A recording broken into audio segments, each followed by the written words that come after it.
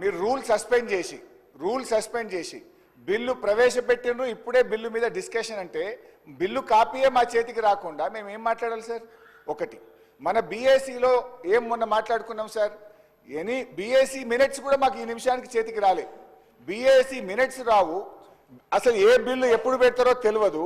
మీ ఇష్టం ఉన్నప్పుడు rule suspend చేసి బిల్లు టేబుల్ మీద పెట్టి ఇప్పుడే మాట్లాడండి అంటే అసలు ఆ బిల్లే మా చేతికి రాకుండా, బిల్లును మేము చదవకుండా ప్రతిపక్షం ఎట్లా పాల్గొంటుంది? మన రూల్ పొజిషన్ అసెంబ్లీ ఏం చెప్తుందంటే ఏ బిల్ అయినా సరే ముందు రోజు ప్రవేశపెట్టి సభ్యులు ప్రిపేర్ అయ్యి నెక్స్ట్ డే వచ్చి మాట్లాడాలి. మనకు అసెంబ్లీ ఇంకా 2-3 రోజులని నడుపుతారు కదా మీరు. ఓకే, మంత్రి గారిని మాట్లాడమనండి, వీ విల్ కమ్ ప్రిపేర్డ్. ఈ బిల్లు మీద మంచి సూచనలు ఇస్తాం, డిస్కస్ చేద్దాం, మంచి అయింది చెడైంది మేము మాట్లాడదాం. దయచేసి టైం ఇవ్వాలని మీ ద్వారా కోరుతున్నాం. డెఫినెట్లీ అధ్యక్ష, ఈరోజు గౌరవ సభ్యులు హరీష్ రావు గారు బీఏసీకి సంబంధించిన సమాచారం ప్రతి గౌరవ సభ్యులకు మరి లెజిస్లేచర్ సెక్రటరియట్ సంబంధించి పెట్టడం జరిగింది అధ్యక్ష. రెండవది ఎజెండాలో బిల్స్కు సంబంధించిన అంశం పెట్టడం జరిగింది. సరే, వారు అడుగుతా ఉన్నారు సమయం కావాలని. ఆబ్జెక్టివ్ చెప్పిన తర్వాత సమయం అదే కాదు, డెఫినెట్లీ ఆబ్జెక్టివ్ వారు బ్రాడ్గా ఆబ్జెక్టివ్ భూభారతికి సంబంధించి చెప్తా.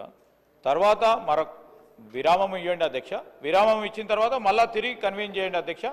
తిరిగి చేసి మరి పూర్తి స్థాయిలో బిల్లు పరంగా చర్చ చేసే కార్యక్రమం చేయండి అధ్యక్ష. మాకేం అభ్యంతరం లేదు. సో ఒక్క నిమిషం. గౌరవ మాజీ మంత్రివర్యులు హరీష్ రావు గారు ఏదైతే వారు రేజ్ చేశారో, నేను కాంట్రవర్సీ మాట్లాడలేదు, కానీ హరీష్ రావు గారు కూడా వారి సూచనలు లిఖితపూర్వకంగా మాకు ఇవ్వటం జరిగింది. వాటిని కూడా ఈ బిల్లులో పొందుపరచబడిన ఏదైతే హరీష్ రావు గారు ఆనాడు 2020 యాక్ట్ని తయారు చేసే నాడు వారు అక్కడ ప్రధానమైన స్థానంలో ఉన్నారు. ఆ ధరణికి కూడా నాకు తెలిసి వారు చైర్మన్ అనుకుంటాను, చైర్మన్ ఒక కమిటీలో ఏదో పెట్టారు. 2022లో కేసీఆర్ గారికి నియోజకవర్గంలో ముల్కల్పల్లి మండలంలో ఒక గ్రామాన్ని మోడల్గా మీరు చేస్తే ఈ ధరణి మీద వచ్చిన అబ్జెక్షన్స్ అన్నీ కూడా క్షుణ్ణంగా గౌరవ మాజీ మంత్రివర్యులు హరీష్ రావు గారికి తెలుసు. అక్కడ కూర్చున్న వాళ్ళందరూ కూడా ఈ చట్టంతో ఆనాటి ధరణితో బాధితులే. ఆనాటి దొరల గడిల్లో కూర్చొని తయారు చేసిన 2020 చట్టాన్ని పూర్తిగా ప్రక్షాళన చేసి ప్రజల కోరుకునే విధంగా తెలంగాణ భూభారతి డ్రాఫ్ట్ బిల్లుని ఇదే అసెంబ్లీలో ఇదే సంవత్సరం ఆగస్టు 2వ తారీఖున ప్రవేశపెట్టి షార్ట్ డిస్కషన్ కూడా ఈ అసెంబ్లీ సాక్షిగా తమర సాక్షిగా డిబేట్ కూడా చేయటం జరిగింది అధ్యక్ష. ప్రజల నుంచి రావాల్సిన ఉద్దేశాలతో అదే రోజులో CCLI వెబ్సైట్లో కూడా ముసాయిదా బిల్లుని డ్రాఫ్ట్ బిల్లుని వెబ్సైట్లో పెట్టి సుమారు 40 రోజులు ఆ వెబ్సైట్కి అనేక మంది కవులు, మేధావులు, రిటైర్డ్ రెవెన్యూ అధికారులు, ఉద్యమకారులు, అదే రకంగా ఇందాక నేను చెప్పినట్లు హరీష్ రావు గారు కూడా గౌరవ హరీష్ రావు గారు కూడా 7 పేజీల లెటర్ రాయటం జరిగింది. అదే రకంగా మాజీ పార్లమెంటు సభ్యులు వినోద్ కుమార్ గారు కూడా 5 పేజీల లెటర్ డ్రాఫ్ట్ చేయటం జరిగింది. ఈ రకంగా వందలాది రిప్రజెంటేషన్లు, సూచనలు ఈ డ్రాఫ్ట్ దాని మీద ఇవ్వటం జరిగింది. వాటిలో ప్రజలకి మంచి జరిగేవి, ప్రజలకి ఉపయోగకరమైనవి, ప్రజలకి మంచి జరుగుతుంది అనుకున్న వాటన్నిటినీ ఈ డ్రాఫ్ట్లో పొందుపరచగలగటం జరిగింది అధ్యక్ష. అదే రకంగా ఈ డ్రాఫ్ట్ని ఒక వెబ్సైట్లో పెట్టడమే కాదు, లిఖితపూర్వకంగా రిక్వెస్ట్లు వాళ్ళ అభ్యర్థనలు తీసుకోవటమే కాదు, 33 జిల్లాలలో కలెక్టరేట్లలో దీని మీద విస్తృతంగా ఒకరోజు డిబేట్ చేసి ఆ సూచనలన్నిటినీ కూడా తెప్పించుకొని ఈ కొత్త ROR చట్టం ఏదైతే భూభారత్ ఉందో దీన్ని ఈనాడు తమర ద్వారా ఈ సభకి పరిచయం చేయటం జరిగింది అధ్యక్ష. అదే రకంగా చివరికి 2020 చట్టంలో ఒక చట్టం మీద ప్రజల నుంచి అభిప్రాయాలు సేకరించి ఇన్ని రోజులు డిబేట్ చేసి ఇంత క్షుణ్ణంగా పరిశీలించి పరిపరి విధాలుగా దేశంలో ఉండే సుమారు 18 రాష్ట్రాలలోని 6 చట్టాలని క్షుణ్ణంగా పరిశీలించి ఈ డ్రాఫ్ట్ చట్టం తయారు చేయడం జరిగింది అధ్యక్ష. అంతేకాదు ఈ చట్టంలో గతంలో కొన్ని ఏమి పొరపాట్లు జరిగాయో ఈ సభ ద్వారా గతంలో షార్ట్ డిబేట్ జరిగినప్పుడు చెప్పాను. మళ్ళీ కూడా తమరి ద్వారా ఈ సభకే కాకుండా యావత్ తెలంగాణ రాష్ట్ర ప్రజలు ఎవరైతే ఈరోజు లక్షలాది మంది ఈ చట్టం ఎలా ఉంటుందని గడిచిన ఈ సంవత్సరం నుంచి ఎదురు చూస్తున్నారు, వారందరూ ఆమోదయోగ్యంగా ఉండే విధంగా ఈ చట్టాన్ని ఈరోజు తయారు చేయడం జరిగింది. ఉదాహరణకి మహబాద్ డిస్టిక్ ఉంది అధ్యక్ష. దీంట్లో కే సముద్రం మండలంలో నారాయణపురం అనే విలేజ్ ఉంది. ఈ నారాయణపురం అనే విలేజ్లో టిఆర్ఎస్కి సంబంధించిన ఎంపీటీసీ ధరావత్ రవి అని ఉంటారు. ఈ ధరావత్ రవి ఇందిరమ్మ ప్రభుత్వం వచ్చిన తర్వాత నా దగ్గరకే సుమారు ఒక 100 మందితో ఒక 4-5 సార్లు సెక్రటేరియట్లో ఉన్నప్పుడు వచ్చారు అధ్యక్ష. వారి ఆవేదన బాధ ఏంటి అంటే ఈ 2020 చట్టం రాకముందు ఈ ధరణి పోర్టల్ లేనప్పుడు ఆ గ్రామంలో గిరిజనులకు సంబంధించిన సుమారు 1398 ఎకరాల 3 కుంటలు, అది సర్వే నెంబర్ 149, 150, 154, 165, 166, 168 ఈ సర్వే నెంబర్ల గల భూమి ధరణి రాకముందు ఇది పాస్బుక్లున్నాయి అధ్యక్ష.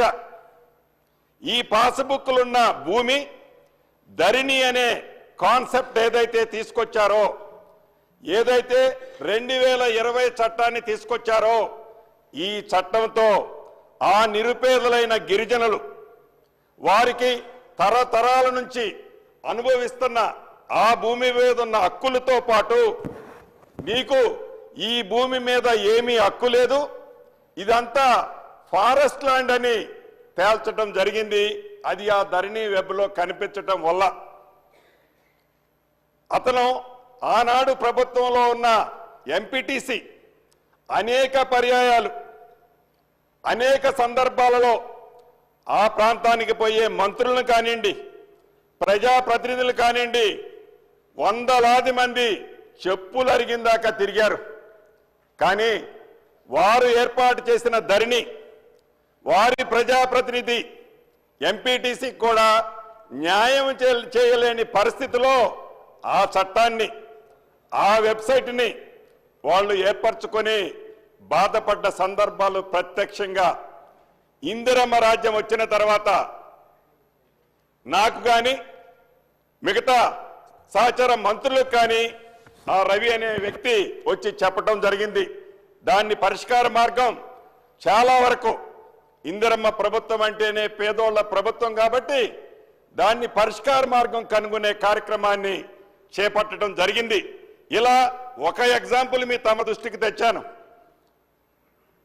లక్షలాది మంది తెలంగాణ రాష్ట్రంలో ఈ ధరణి వల్ల కానీ 2020 చట్టం వల్ల కానీ ఇబ్బంది కలిగిన మాట ముమ్మాటికి వాస్తవం. ఇక్కడున్న అటుపక్క కూర్చున్న సభ్యులు ప్రత్యక్షంగా చెప్పలేకపోవచ్చు, ఆ పేర్లు కూడా నేను కోట్ చేయను. అనేక సందర్భాలలో నేను రెవెన్యూ మంత్రి అయిన తర్వాత ఆనాటి ప్రభుత్వంలో జరిగిన ఇబ్బందులు, కష్టాలు వారు ప్రత్యక్షంగా చెప్పినవి కోకొల్లలున్నాయి. అంతేకాదు ఏదైతే ఈ ధరణిని తీసుకొచ్చేటప్పుడు ఒక ఆలోచనతో కాకుండా అర్ధరాత్రి ఈ ధరణిని ప్రమోట్ చేయటం వల్ల వ్యవసాయేతర భూములైతే 4 నెలలు రిజిస్ట్రేషన్ లేవు అధ్యక్ష, 4 నెలలు రిజిస్ట్రేషన్ లేవు. ఆ వ్యవసాయేతర భూములు భూ ఆసాములంతా రోడ్డెక్కారు. అదేవిధంగా వ్యవసాయ భూములైతే సుమారు 2 నెలలు రిజిస్ట్రేషన్ లేవు. దాంతో సామాన్య ప్రజానికం, భూముల మీదే ఆధారపడ్డ ప్రజానికం ఆ భూమిలో కొద్దో గొప్ప అమ్మి తన కొడుకు పెళ్ళో బిడ్డ పెళ్ళో చేయాలనుకునే వాళ్ళు ఆ సౌకర్యం లేని కారణంగా చదువుల కోసం ఆ కొద్ది ఆస్తిని అమ్మి తన పిల్లల ఉజ్వల భవిష్యత్తు కోసం ఆ ఆస్తి అమ్ముకోవాలంటే ఈ ధరణి పోర్టల్ వల్ల ఆనాటి 2020 చట్టం వల్ల సామాన్య ప్రజలు ఎంత ఇబ్బంది పడ్డారు అన్నది మనకు తెలియంది కాదు. ఇది నేనేదో మీ ముందు చెప్పటమేనో ఆనాటి ప్రభుత్వాన్ని విమర్శించాలనో ఉద్దేశపూర్వకంగా ఎన్నికల ముందు మేము అన్నాము కాబట్టి బేషజాలకుపై ఈ చట్టాన్ని మార్చాలనో ఉద్దేశం కానే కాదు అధ్యక్ష. ఈ చట్టంలో మంచి అంశాలు కూడా ఒకటి ఉంది. ఆ వివరాలు చెప్పేటప్పుడు తప్పకుండా మంచి చేసిన దాన్ని ఆనాటి ముఖ్యమంత్రి గారిని వారి సూచనలు ఇచ్చిన సలహాదారులు కానీ తప్పకుండా పొగడటం కూడా జరుగుద్ది అధ్యక్ష. ఇక్కడ ఉద్దేశపూర్వకంగా వ్యక్తిగతంగా ఏదో ప్రతిపక్షాన్ని అంటే మాకేదో కలిసొస్తుందనే ఉద్దేశంతో ఆలోచన ఈ ఇందిరమ్మ ప్రభుత్వంలో మాకు కానీ మా నాయకులు రేవంత్ రెడ్డి గారు కానీ మా సహచర మంత్రులకు కానీ సభ్యులకు కానీ ఎవరికీ లేదన్నది ద్వారా ప్రధాన ఈ అధ్యక్ష. ఇక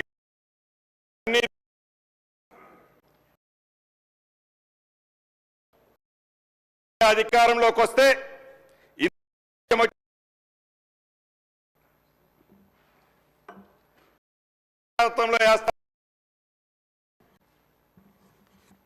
గ్రామీణ ప్రాంతంలో ఉండే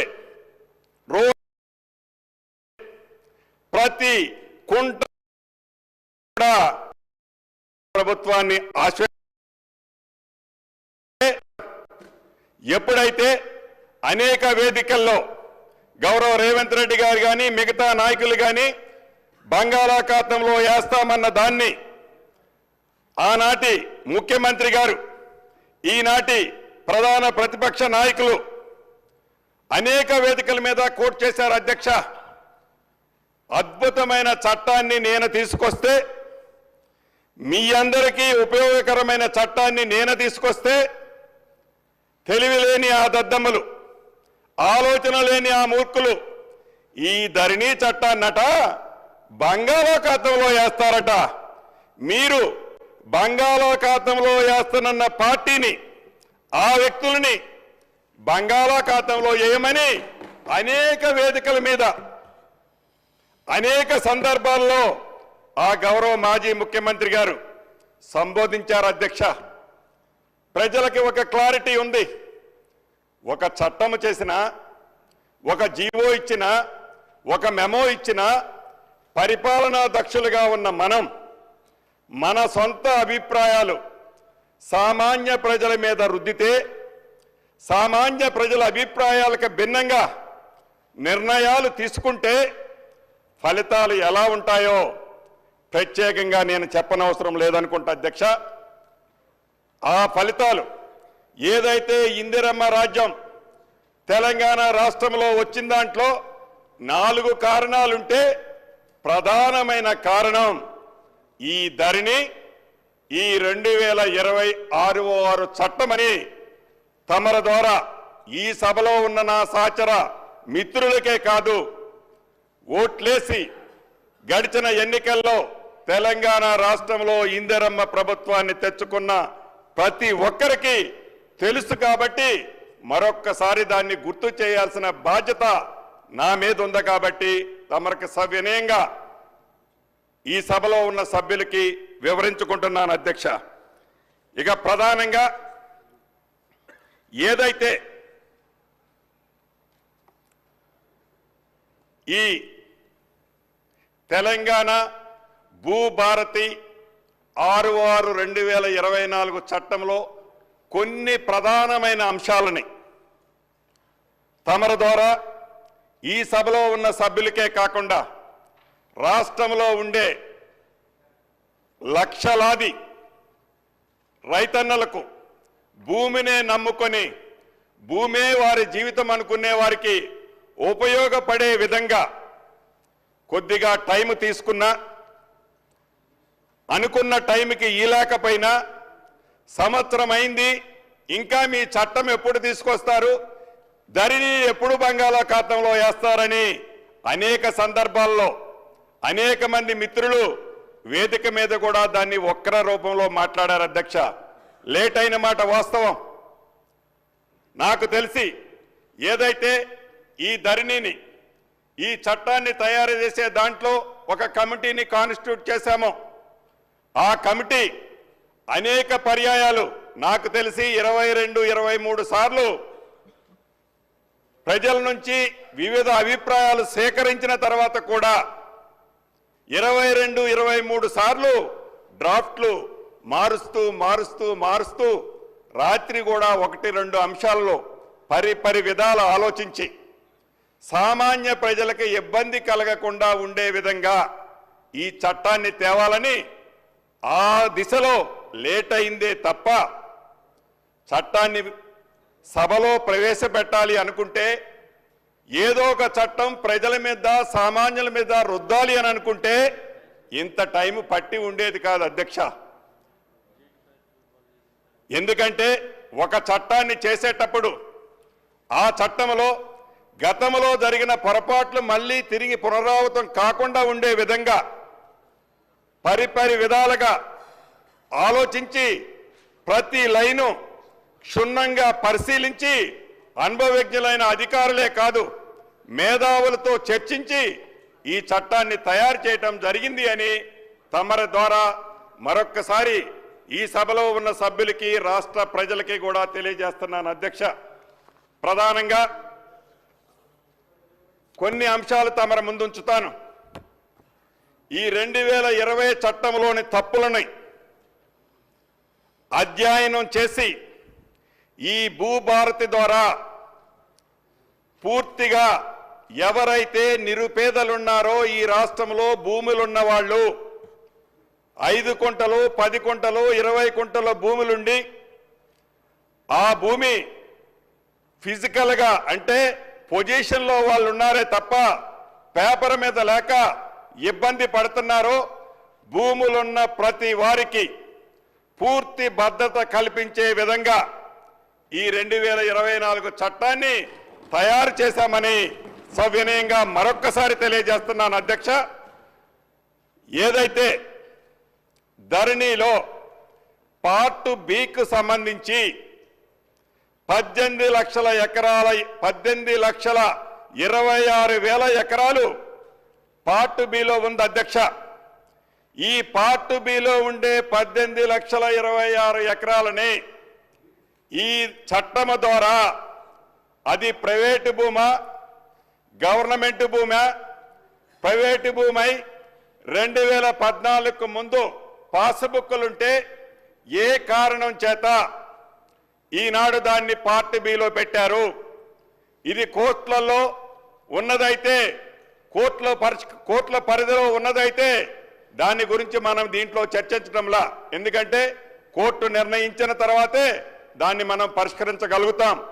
అదే రకంగా ప్రభుత్వానికి సంబంధించిన అది ఫారెస్ట్ ల్యాండ్ కావచ్చు, వక్ఫ్ బోర్డు ల్యాండ్ కావచ్చు, ఇంకా దేవాలయ భూములు కావచ్చు, ఇతరత్ర ప్రభుత్వానికి సంబంధించిన సంస్థల్లో ఉన్న భూములని బైఫర్కేట్ చేసి ప్రజలకు సంబంధించిన ఆస్తులకి పూర్తి భద్రత ఈ పార్ట్ బిలో ఉన్న వాటిని ఈ చట్టం ద్వారా పరిష్కరించడం జరుగుద్ది. అధ్యక్ష, అదే రకంగా గ్రామీణ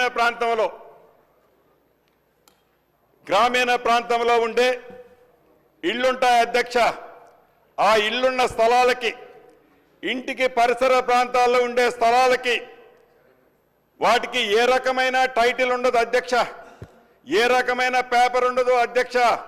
అటువంటి భూములు ఏవైతే ఆబాదీ భూములు కానీ అదే రకంగా గ్రామ కంటాలు కానీ వీటిని ఆబాదీ భూములకి గ్రామ కంటాల భూములకి పరిష్కార మార్గాన్ని కనుగొనేది ఈ చట్టంలో పొందుపరచడం జరిగింది. ఈ ఆబాదీ భూములకి రాబోయే రోజుల్లో వాటికి కూడా చట్టబద్ధతతో పాటు ఒక కార్డుని, అంటే వారికి హక్కు ఉన్న కార్డుని పూర్తిగా ఈ చట్టంలో పేర్కొనబడింది. అదే రకంగా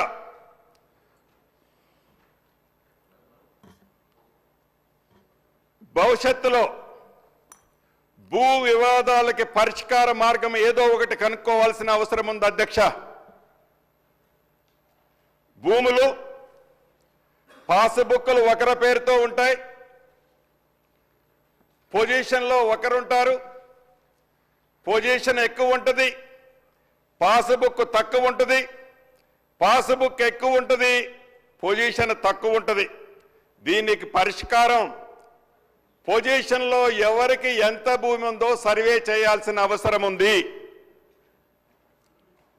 దీనికి శాశ్వత పరిష్కారం తెలంగాణలో ఉండే ప్రతి ఎకరాకి ఒక భద్రత మనం కల్పించాలి అంటే పొజిషన్లో ఎవరున్నారు అనేది సర్వే చేసి దానికి సంబంధించిన పూర్తి రికార్డు, పూర్తి హక్కులు కల్పించేది ఈ చట్టంలో పేర్కొనబడింది అధ్యక్ష. ఇది కష్టంతో కూడుకున్న పనే. కొన్ని చోట్ల ఒక 5%, 10% విమర్శలు వచ్చే మాట వాస్తవం. అయినా కూడా ఇప్పుడే కాకుండా ఒక పద్ధతి ప్రకారం దీన్ని సేకరించే విధంగా చట్టంలో ప్రొవిజన్ కల్పించడం జరిగింది అధ్యక్ష. అదే రకంగా ఇక రిజిస్ట్రేషన్ చేసేటప్పుడే దస్తావేజులున్న రిజిస్ట్రేషన్లో చేసేటప్పుడే ఆ భూమిని ఎవరైతే కొనుక్కుంటారో వారికి అదే నిమిషంలో మ్యుటేషన్ కలిగే అవకాశాన్ని గత ప్రభుత్వం కల్పించింది అధ్యక్ష. నాకు ఒక డాక్యుమెంట్ ద్వారా ఒక ఆస్తి సక్రమిస్తే ఆ ఆస్తిని నేను వేరే వాళ్ళకి అమ్ముకునేటప్పుడు నా ఆస్తి నాకేదైతే టైటిల్లో నా పేరుందో ఇమ్మీడియట్లీగా ఆ ఆస్తిని కొనుక్కునే వాళ్ళకు కూడా మ్యుటేషన్ చేసే అంశాన్ని అన్నిటికీ అదే పెట్టారు. మేము ఈ చట్టంలో దీన్ని 3 రకాలుగా విభజించడం జరిగింది అధ్యక్ష. మొదటి అంశానికి సంబంధించి ఏదైతే క్లియర్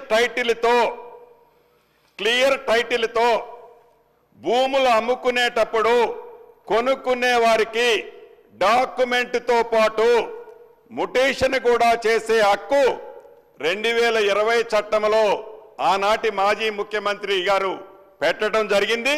దాన్ని యాజ్ ఇట్ ఈజ్గా ఏ బేషిజాలకి పోకుండా అది మంచిది కాబట్టి దాన్ని యాజ్ ఇట్ ఈజ్గా ఉంచటం జరిగింది. అది ఒక్కటే ఈ 2020 చట్టంలో మంచి కార్యక్రమం. దాంట్లో కూడా ఒకటి మిస్ అయ్యారు అధ్యక్ష. ఏం మిస్ అయ్యారంటే దాంట్లో గౌరవ హరీష్ రావు గారు రాసిన లెటర్లో కొన్ని పాయింట్లో ఇది కూడా మెన్షన్ చేశారు అధ్యక్ష. దాన్ని కూడా పరిగణనలోకి తీసుకున్నాం ఈ చట్టంలో. ఏదైతే డాక్యుమెంట్ ద్వారా రిజిస్ట్రేషన్ జరిగిందో మ్యుటేషన్ అయిందో దాంట్లో కూడా ఏదైనా అబ్జెక్షన్స్ ఉంటే ఏదో ఒక ప్లాట్ఫారం మీద వాళ్ళు అప్లై చేసుకునే విధంగా ఈ డాక్యుమెంటు ఎంఆర్ఓ గారి దగ్గర రిజిస్ట్రేషన్ అవుతుంది కాబట్టి నెక్స్ట్ అప్పీల్ అథారిటీ ఆర్డీఓ గారు కలెక్టర్ గారికి పెట్టడం జరిగింది అధ్యక్ష. ఎవరికైనా అభ్యంతరం ఉంటే అప్పీల్ అథారిటీని ఈ చట్టంలో పొందుపరచడం జరిగిందని తమర ద్వారా ఈ సభ్యులకి ప్రజలకి తెలియజేయటం జరుగుతుంది అధ్యక్ష. అంతేకాదు ఏదైతే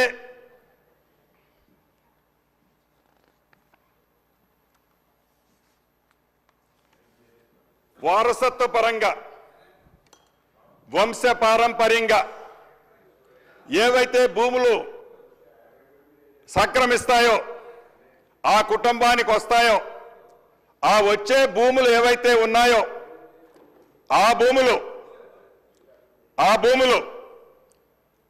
వారు రిజిస్ట్రేషన్ చేసేటప్పుడు గత చట్టంలో సేమ్ ఇందాక డాక్యుమెంట్తో ట్రాన్స్ఫర్ అయ్యేది ఎలా ఉందో అదే విధంగా ఇక్కడ కూడా పొందుపరచడం ఆనాటి 2020 చట్టంలో ఉంది అధ్యక్ష.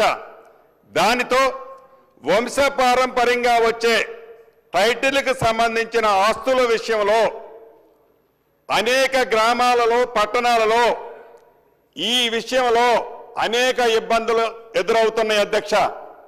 ఆ కారణంగా వంశపారంపర్యంగా ఏ ఆస్తులైతే వస్తున్నాయో ఏ ఆస్తులైతే రిజిస్ట్రేషన్ చేస్తున్నారో దాన్ని యాజ్ ఇట్ ఈజ్గా స్పాట్లోనే ముటేషన్ చేయకుండా వంశపారంపర్యంగా ఎంతమందికి ఆ ఆస్తి మీద హక్కుందో ఒక్కసారి పునఃపరిశీలన చేసుకొని దానికి కూడా ఒక కట్ ఆఫ్ డేట్ పెట్టి ఆ కట్ ఆఫ్ డేట్ ప్రకారం దాన్ని ముటేషన్ చేయాలనేది ఈ చట్టంలో పొందుపరచబడింది అధ్యక్ష. అయితే అక్కడి నుంచి ఏదైతే వారికి ఏదైనా సమస్య ఉంటే వారికి ఏదైనా ఇబ్బంది ఉంటే ఆ సంబంధించిన డాక్యుమెంట్ కూడా నెక్స్ట్ అప్పీల్ అథారిటీ అది ఆర్డీఓ గారు కలెక్టర్ గారు కూడా నెక్స్ట్ అప్పీల్ అథారిటీ ఏర్పాటు చేయడం జరిగింది అధ్యక్ష. ఇక మూడో భాగం ఈ రిజిస్ట్రేషన్లో మూడో భాగమైంది ప్రధానమైంది అధ్యక్ష. వారసత్వం అదే రకంగా క్లియర్ టైటిల్తో కాకుండా కోర్టుల ద్వారా ఓఆర్సీ ద్వారా 38E ద్వారా ఇలా ఒక 14 రకమైన అంశాలు ఉన్నాయి అధ్యక్ష. ఈ 14 రకాలైన అంశాలు ఏవైతే ఉన్నాయో ఈ 14 రకమైన అంశాలకు సంబంధించిన రిజిస్ట్రేషన్లు ఉన్నాయో ఏదైతే ఈ రిజిస్ట్రేషను ఎంఆర్ఓ గారు చేస్తే ఈ చేసిన ఎంఆర్ఓ గారిది ముటేషన్ చేసే రైటు ఆర్డీఓ గారికి పెట్టడం జరిగింది అధ్యక్ష. ఈ ఆర్డీఓ గారికి పెట్టడం వల్ల ఒకసారి క్రాస్ చెక్ జరగడం జరుగుద్ది. అదే రకంగా ఆర్డీఓ గారి పైనున్న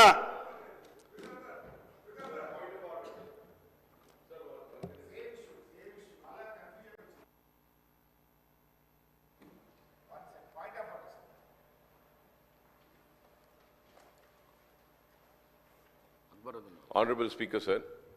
Sir, I just need one clarification for